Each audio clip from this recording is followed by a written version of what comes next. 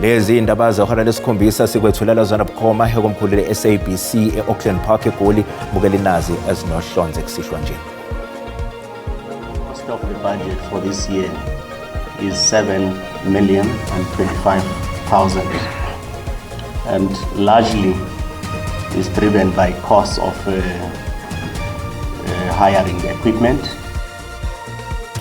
Konke sekumi ngomumo ngaphambi kwenkulumo kaMengameli wezwe azoyethulela kisizwe kusasa kusihlwa lena ke kuzobe kuyisona yesibili ngaphansi kohulumeni wobumbano. Somebody sent me a screenshot of what Cedric and Kabindi were saying at Parliament, and that prompted me to send that message.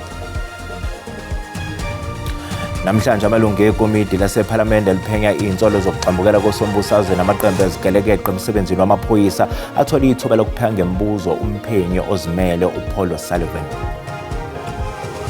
The decision has not yet been made, but the decision will be made and is quite imminent. Uphiko oluphenya ngezenzo nokuziphatha kwamaphoyisa e-IPD beliveleke phambi kwekhomishana kaMadlanga ukuzokwethula ubufakazi balo mayelana ke nokusebenza kwamaphoyisa omkhandlu edolobha ekululeni i-EMPD. Ukuthola kube kwembukeli ngiyakwamukela ezindabeni ke zehora lesikhombisa ezingunqa phambili kanti futhi ke ezihamba phambili la ku-SABC 1 eMzansi for sure kanjalo ke naku-SABC Lehigh. Igama lami nginguDaud Phungula. Mbukeli ake sibheke ezihamba phambili kusihlwa nje.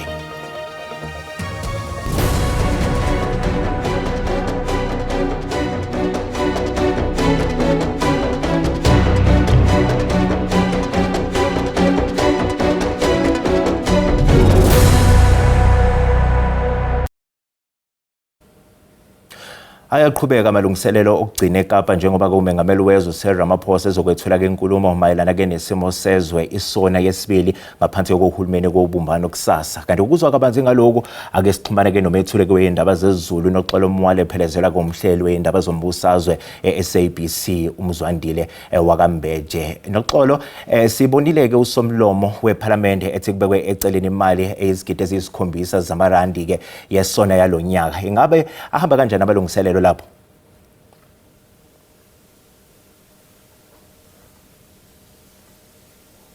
Bingelele nombukeli esekhaya impela sesiphindeke sabuya lapha eKapa lodumo siphansi kweTable Mountain ehholo ledolobha iKapa lapha kulindeleke khona kusasa ukuthi uMengameli wezwe umnumzane uCyril Ramaphosa uMatamela ethuleke inkulumo yakhe ayibhekise esizweni lapho asuke ekhuluma khona ngesimo sesizwe nangomhlahlandlela ke obheke phambili. Konke ke sekumi ngomumo kugcwele yonke ke inhloko izinhlaka zemsakazi yahlukahlukene embukeli ukwenza isiqiniseko ukuthi ziyaxoshela ke ngalolu daba. Angihambi ke ngedwa njengenjwayo lapha endabeni zesizulu ngihlezi ke nomhleli weindaba omkhulu ke la eSABC uMzwandile wakwambeje.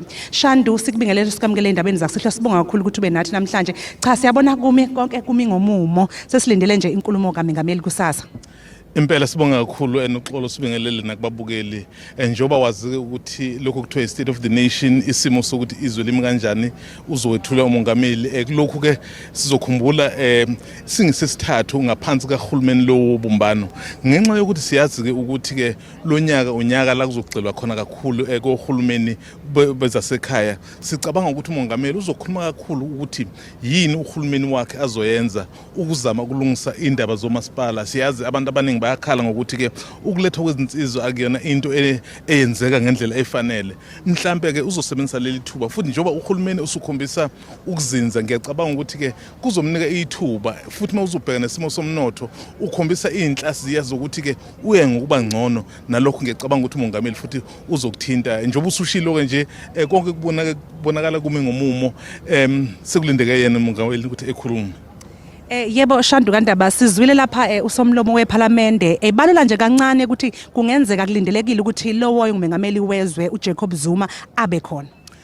Uzokhumbula ukuthi uma ngabe ku isimo sokukhuluma nezwe i-State of the Nation address labo ikakhulukazi ababezikhulu ababe ngomongameli bayamenywa insuku zonke kumbe iminyaka yonke silindeleke ukuthi ke ebekhona ke mhlambe njoba sesizwile ukuthi engathi uqinisekisile ukuthi loyo mongameli uZuma uzoba khona ebeyingxenye mhlambe yini yenza kulokho kubaluleke na ingoba sibonile ukuthi ke esikhathini ezedlule ubejwayele ukungezi naphezulu ukuthi ke emenyiwe mhlambe sibone ngabe umongameli Mbeki kumbe umongameli Kgalema Motlanthe into ke futhi engicabanga ukuthi izothi ukuhluka ngoba sizwe ngathi kuthiwa umongameli Mbeki ngenza kube uyena ongezi kodwa laba ngenxa yeqhaza negunya abakulona bahlala bemenywa ngoba phela uma uke umongameli noxolo kahle kahle umongameli uze uyofa ngoba phela uphila ngendlela ophila ngayo umongameli kuze kube sekugcineni. Shandu singalindela ukuthi umengameli alithinta udaba olusematheni kulezi insuku udaba lwemadlanga commission nezinto eziphumayo khona lapha nanokuthi ukusukela mayiphela ikhomishana yini umhlahlandlela obheke phambili. Ngehlale ngakuthini elengalithinti lolu daba ngoba phela ilona udaba nje obusushilo oluphambili kakhulu ngicabanga ukuthi uzositshela ukuthi mhlambe izinyathelo zini azoyithatha useveleke useyithathile uzokhumbula phela umbiko wesikhashana kaMadlanga utholile wabeke ngempela ke esencoma ukuthi akwenziweni simbonile umongameli ekwenza lokhu ngiyacabanga ukuthi uma ngabe sekuphela isikhathi secommission ngoba wayinike isikhathi esizinyanga ezisithupha kodwa ke engathi ke waphinda wengeza ngenyanga ezintathu ngani na ngoba kufuneka kuqedwe lo msebenzi uzothi ke mangabe usuphelile lo msebenzi ke ebese kwazi ukuthi izincomo ezilapho uzokwazi ukuthi ngempela mhlambe ke ezenze zenzeke. Sibonga kakhulu ke Shandu ngesikhathi sakho cha sesiyilindele impela ke inkulumo ke izobe ke ilindele ukuthi bekusasa mbukeli ke cha konke kumi ngemumo kusasa ke yile impela ke usuku lapho kulindeleke khona ukuthi ke umengameli ethule inkulumo khona la kuziyo ihholo laseKapa iCity Hall khona la eKapa. Ngibuyisele kuwe ke mfoka Dawudi e-studio. Sibonga kakhulu noxolo mbukeli ka sikhumbuza ukuthi kusasa noxolo mwalo uzobe ke esohlelweni lwe-SABC iMorning Live ekseni bese ke ekusakazela kusuku lonke esiteshini se-SABC ilihaya. Kusenjalo yehlukene ke imbono yezakhamuzi zakuleli mayelana ke nenkulumo kaMengameli wezwe kusasa ke ezinye ke izakhamuzi zithi ke seziphelelwa ke yithemba ngoba kuhulumeni awuzifezi izithembiso zawo zaminyaka yonke. Namhlanje siyake sihambele izakhamuzi zakuleli sizwe ukuthi zona njengoba kusasa umengameli wezwe Cyril Ramaphosa ezothula inkulumo ebhekise esizweni ingabe ikuphi ezikulindele ukuba kushiwo umengameli. Akukho thina esikuthembayo uyabona nje umongameli uyakuzokhuluma nje kodwa siyaqonda thina ukuthi kuzodlalwa ngathi. Most yabantu abafika nama drugs abantu abasuka amazweni ngaphandle. So uma ngabe bekhonjwa labo bantu labo ayikho action yenzakalayo but uma thina njengomzansi umphakathi sibalwisa ayikho into eyenzakalayo emveni kwalokho kunalokho ba blame ithini ukuthi senza izinophobia but sinazama ukulungisela abantwana bethu bakusasa. Ubugebengu mangabe kuthwala eSouth Africa kuphele eqala ubugebengu kufanele kuqale phele eParliament. iParliament lethu libolile ngeke isizulu sesikhuluma nje ngizobuya straight. iParliament lethu libolile. iParliament lethu liqasha abantu abazigebengu vele ayikho into uthuke soba nayo ngoba nabantu bangaphandle sengibabhekile lapha eParliament ukuthi kwalona iParliament njengoba lingcole kanje vele ukuthi lifaka abantu bangaphandle mangaqala eklineke lona iParliament from la liphezulu sizokhona ukuthi nathi la endaweni yethu sithole ukuba covered ngoba buka nehostel ehleli yonke ibole kanjani. Umsebenzi wakhe ugovernment uthi akamfuni umuntu osekhulile kuna 35 years ufuna abana 35 kuya phansi sho ukuthi thina ufuna sisebenze iphike lapho siyacela ugovernment ukuthi asiphe nje igrant sihole impenssion ngoba vele sesiyibadala sihole impenssion siyacela. Ngifuna ukuthi uhulumeni mayethi uqasha umuntu ona 35 kuya phansi ekuvoteni kuvota umuntu onjani. Uphiko oluphenya ngezenzo nokuziphatha kwamaphoyisa i-IPD belivele ke phambi kwekhomishana kaMadlanga ukuzokwethula kubufakazi balo odabeni oluthinta ke imoto zabaqaphi bakasomabhizinisi obhekene nezinsolo kwezamacala ovusumuzi Kurt Matlala ngokubandakanya kwazo ke nokusebenza kwamaphoyisa omkhandlu edolobha ekulweleni i-EMPD.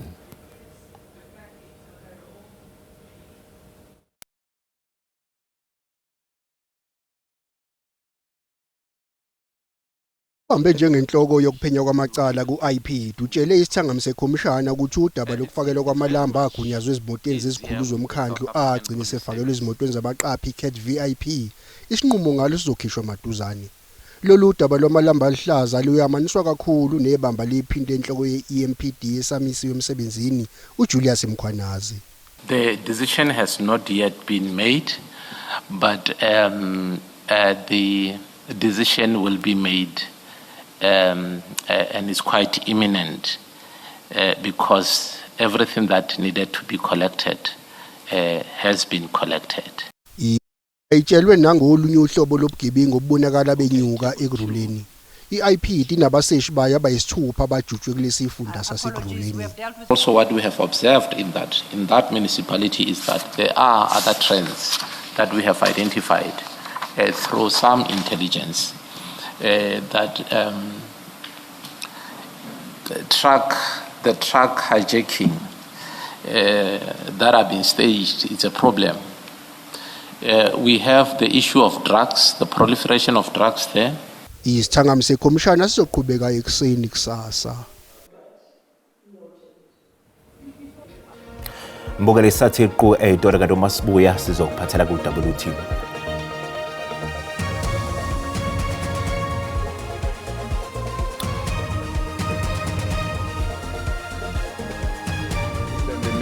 Explicitly explained the recovery period, and they've also explained that they regret the situation and profusely apologize. Ungqongqoshe wezamanzi uPhemi Majwedina iphelezela kondunankulu waseGauteng kanye-ke nemeya yaseGoli uDada Morero bebambeke isithangami-ke sokuchaza-ke izathu eziholele ekutheni kungabi-ke namanzi ey'ngxenyeni ezimbalwa zedolobha iGoli.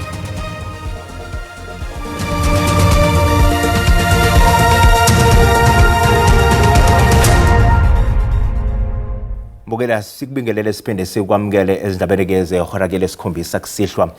Umphenyi ozimele uPaul Sullivan uyaqhubeka nokuphekwa ngembuzo ekomidini-ke lasephalamende eliphenya iy'nsolo zokuxambukela kwesombusazwe namaqembu ezigeleka emsebenzini wamaphoyisa.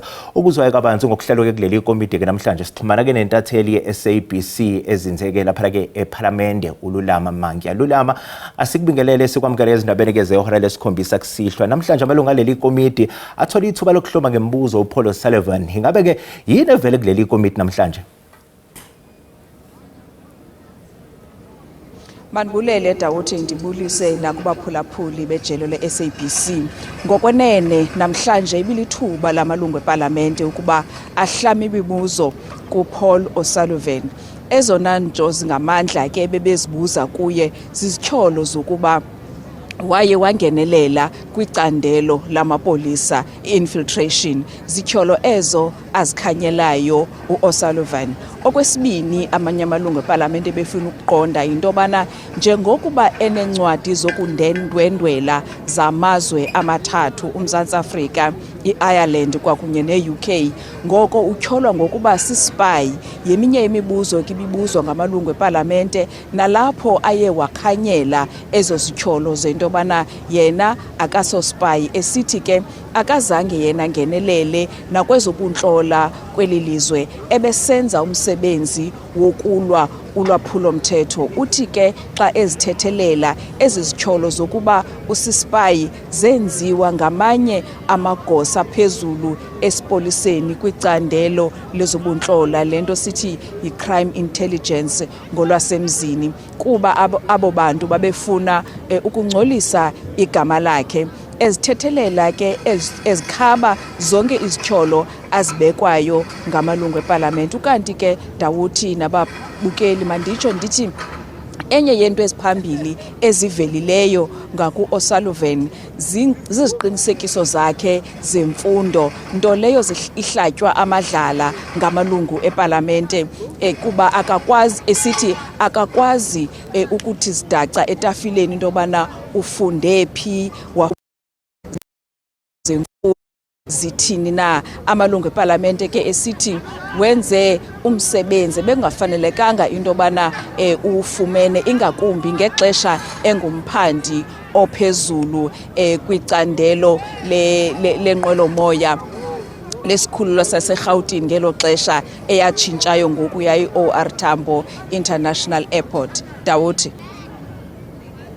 Nake intatheli yeziko lezindaba ke ze-SABC uLulama Manki yasibikela bukhoma esePhalamende eWestern Cape. Umengameli wezwe uCyril Ramaphosa usevule ngokusemthethweni isikhungo sokuqala sokuqeqesha amakhono esikhungweni sokuhlungelelisa ke kwezimilo esise-Drakenstein eWestern Cape. Lesikhungo ke kwakuyijele Victor Verster phambilini ke nokuyilapho okwaphumela khona kulo owabe engumengameli wezwe uNelson Mandela mhla ekhululwa ejele. Umongameli uvule eliziko loqeqesho ngokusesikweni namhlanje waze wathi liza kufundisa izakhono eziliqela kumabanjwa ukuqinisekisa kuba aphuma ekulungele ukuphila ngaphandle. We are here to open a training center that will carry Nelson Mandela's name and carry forward his legacy of service, of dedication, of leadership and of rebuilding. Umongameli uthi intilongo zeli kufuneka zigxile ekuqeqesheni amabanjwa. Madiba believed that offenders are deserving of dignity, of respect and humane treatment. Injongo ngoku kukuqinisekisa kuba amabanjwa akhululweyo entilongweni akaphindi abuyele. Offenders face many challenges when they exit prison, particularly from the stigma of having been behind bars. By putting offenders to work in productive, structured programs, we reduce costs, build self-sufficiency, and contribute to a government that is demonstrably at work. Kwindaba ze-SABC, Dingubulelani Philip Epere eNtshona Kapa. Ungqongqoshe wezamanzi nenhlanzeko uPhema Majodina ehambisana ke neziphathimandla zedolobha iGoli ubambe isithangami nabeyindaba kuleli dolobha ukudingida kabanzi ngokungenziwa ukuqeda nyawo ukuntuleka kwamanzi kuleli dolobha.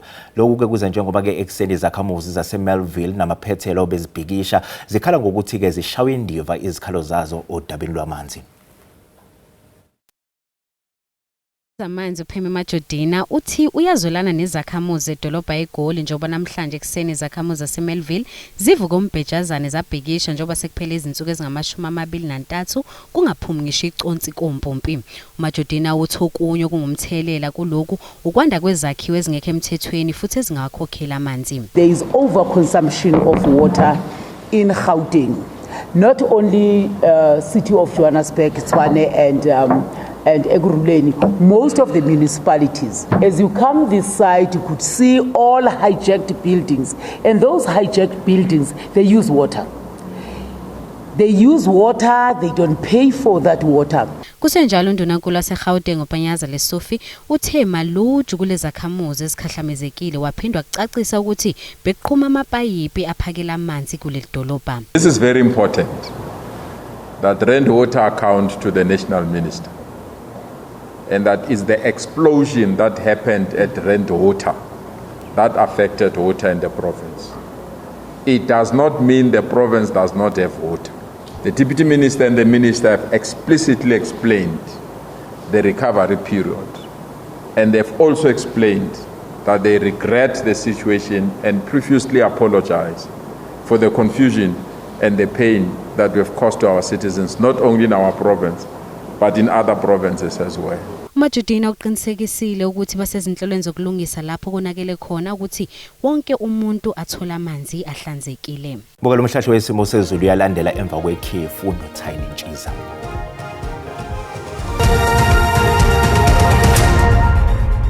Nginibingile babukile emakhaya ngiphinde nginamukele kwesimo sezulu sanamhlanje kusihlwa ke sibheke simika nje ngoqaphela nje mbukeli akhona ke nje amathuba emvula nomoya elandelekile nje kakhulukazi phela mabheke nje khona ke esifundazweni eFree State kuyanjalo nakhona kweli kaMthani nakhona ke nje esifundazweni eEastern Cape kanti futhi nakusasa singalindela nje lamathuba emvula nomoya khona ke nje kakhulukazi phela mabheke nje khona ke esifundazweni eNorthern Cape kuyanjalo ke esifundazweni eFree State kuyanjalo ke nakhona ke kweli kaMthani nakhona ke njalo ke nje esifundazweni eEastern Cape kanti ke sixwayiso sethu ke sakusihle siphuma lapha kwa South African Weather Service simika nje Ngizoqaphela nje mbukeli ukuduma ke unobungozi obuthanje buqiniseke nje kakhulukazi ngempela khona ke esifundazweni iEastern Cape kena kanjalo ke nakhona ke esifundazweni iKwaZulu Natal kuyanjalo ke nakhona ke esifundazweni eFree State kanti ke kusasa singalindela nje isixwayiso simi kanje khona ke lo amoya ongadala wona ke nje umlilo ikakhulukazi phela mabheke nje khona ke aphenzini aphinde futhi kulindeleke lo kaduma ke unobungozi khona ke nje esifundazweni eFree State kana kanjalo ke nje esifundazweni iKwaZulu Natal kanti ke amazenga okushisa phansi kusehlo kakhulukazi phela mabheke nje khona lapha eKapa loduma ngasho ukuthi nje leyashisa ke namhlanje ebusuku ngawe nje u19 mabheke nje khona ke eGoli koSoweto kanti ongaziyaduma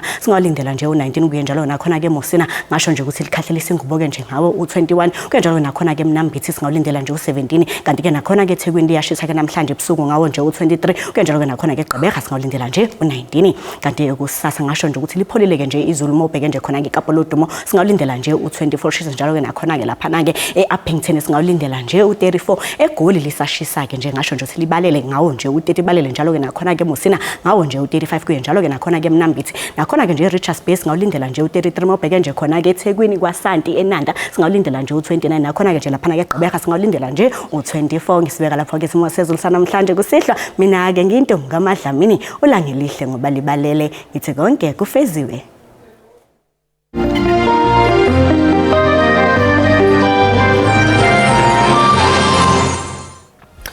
Sibonge Mantshiza sizibeka lapha ke bese kuphathele zona ke namuhla kusasa bakhona kuza kwethu ngeindaba ngolimi lwesiXhosa kanti ke mbukeli asikukhumbuze ukuthi kusasa konoxelo mwali uzobe ke sohlelweni lweSABC iMorning Live ekuseni ke bese ke ekusakazele kusuku lonke estation seSABC ilihigh mbukeli usale kahle.